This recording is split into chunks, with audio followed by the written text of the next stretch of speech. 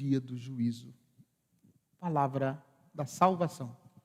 Glória a vós, Senhor. Que as palavras do Santo Evangelho perdoem os nossos pecados.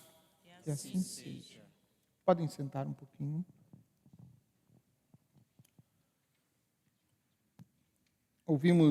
Estamos ouvindo a história de José do Egito. E o ponto em que nós estamos, capítulo 44 do livro do Gênesis, já começa a se desenrolar essa história, que é uma história belíssima.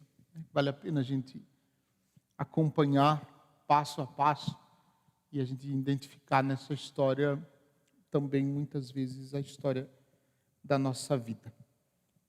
Bom, Judá ficou preso por José. Eu acho, permitam-me dizer assim, eu acho engraçado a maneira como José puniu os seus irmãos. Ele foi punindo aos pouquinhos, né? E aos pouquinhos eles foram lembrando de tudo que eles fizeram com José. Judá foi preso por uma espécie de, entre aspas, armadilha que José preparou para eles. Então, a primeira vez que eles foram, que nós vimos no texto de ontem, eles voltaram com os animais cheios de trigos para sustentar a sua família e todo o seu povo. E José pede para que os seus servos escondessem dentro do trigo que eles haviam comprado uma taça de prata, que ele pegou lá da sua cozinha e mandou esconder dentro daquela taça. Como se fosse, né, como se os irmãos tivessem, entre aspas, roubado. E aí os servos pegaram, fizeram de acordo com o que José havia mandado, esconderam a taça dentro do saco de trigo, e na hora de saírem, foram fazer a vistoria, e os servos de José, aqueles que estavam a serviço de José, encontraram a taça dentro do saco de trigo. E mandaram chamar José. E aí, como ficou comprovado, eles não tinham resposta, né, foram pegos com a mão na taça, né, para dizer assim, eles não tinham como justificar que não foram eles que tinham pego a taça. Porque a taça estava dentro do saco de trigo. E aí, como punição, por isso eu digo, a maneira como José puniu os seus irmãos é uma coisa extraordinária. E aí, como punição, por eles ter feito esse delito, ele segurou, ficou preso lá.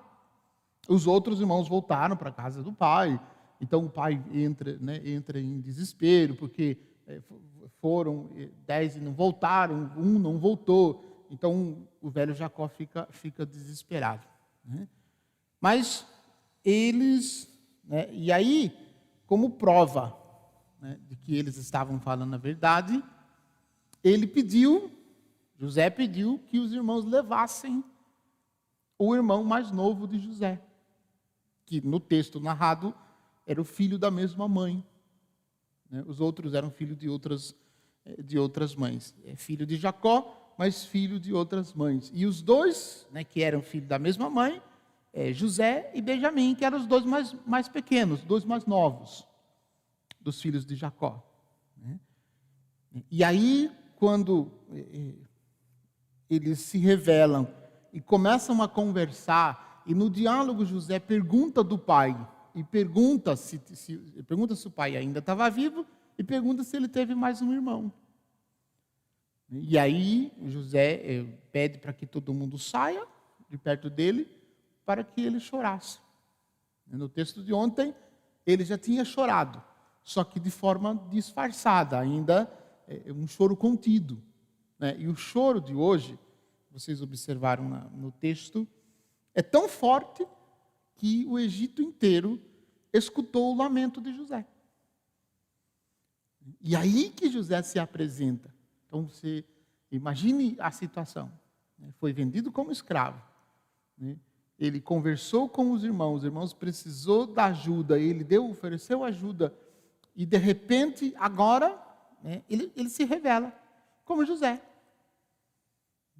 E não só se revela como José, como talvez o ponto mais extraordinário dessa história seja que José tenha oferecido para os seus irmãos o perdão, entendendo o porquê que os irmãos fizeram isso com ele.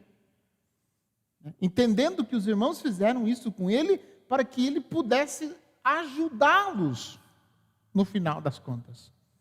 E se os irmãos não tivessem vendido ele como escravo lá no começo, ele não teria tido condições de ajudá-los. E aí, notem que José ofereceu para os seus irmãos o perdão. O texto, amanhã a gente vê a conclusão dessa história.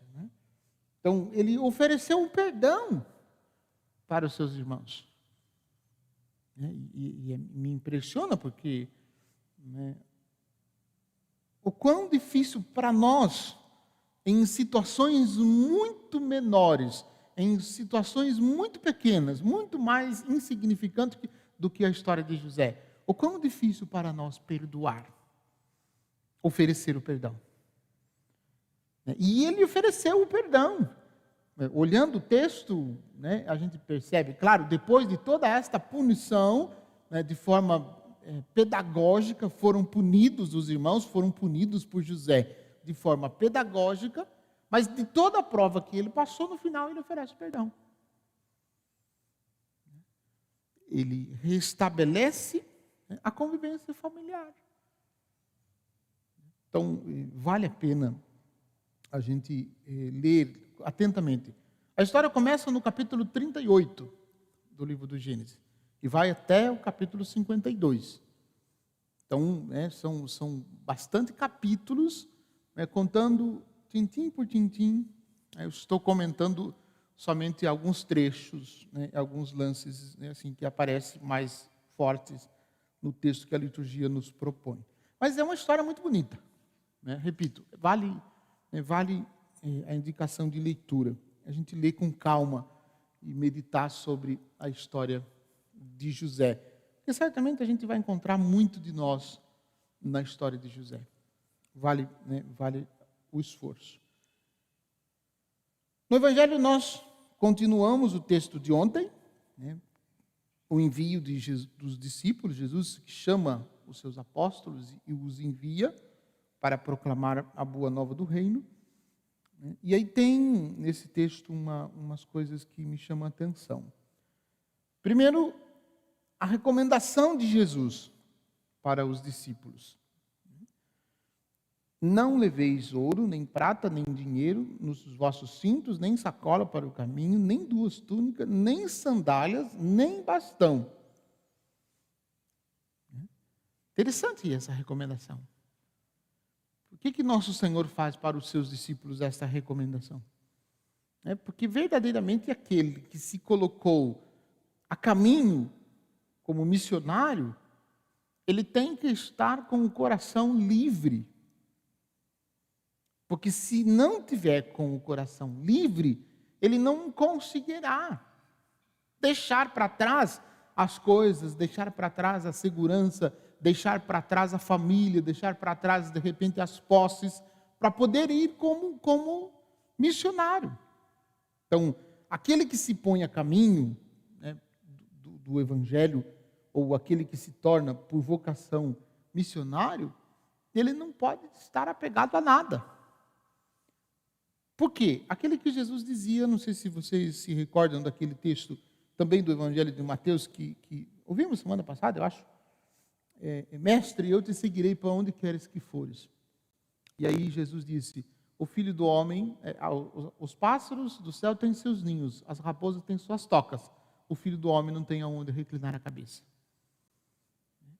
No sentido de que é justamente essa disponibilidade, esse desprendimento de tudo, esse desprendimento de todos, para se colocar em missão. se não tem esse desprendimento de tudo e de todos, não é negação, não é negar nem mesmo os parentes, nem mesmo a família e nem mesmo o que deixou para trás. Mas é não ter o coração apegado às coisas materiais. Por isso não deveis levar nada. Para que possa poder anunciar, então, a realidade. E uma outra coisa importante é que o missionário que se coloca a serviço deve viver da providência. Viver da providência. E esse é talvez o grande desafio. Esse é talvez o grande desafio. Viver da providência em tudo. Em tudo. Não só dos bens materiais, como também na total dependência de Deus com relação às outras coisas. Isso é um desafio, né? Para nós ainda é um desafio. Porque nós estamos ainda fixados a muitas coisas. E a gente não quer abrir mão dessas coisas para seguir radicalmente os passos de Jesus como missionário.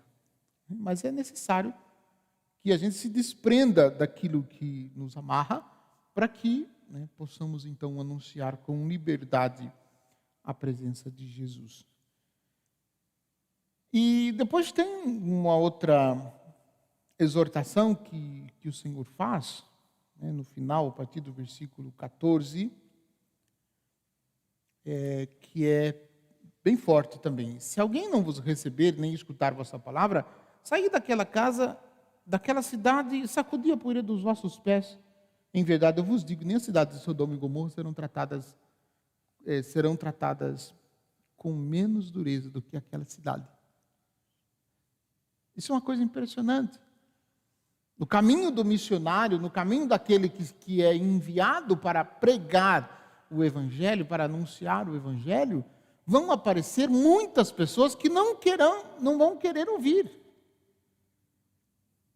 Que não vão querer escutar o que o missionário tem para dizer.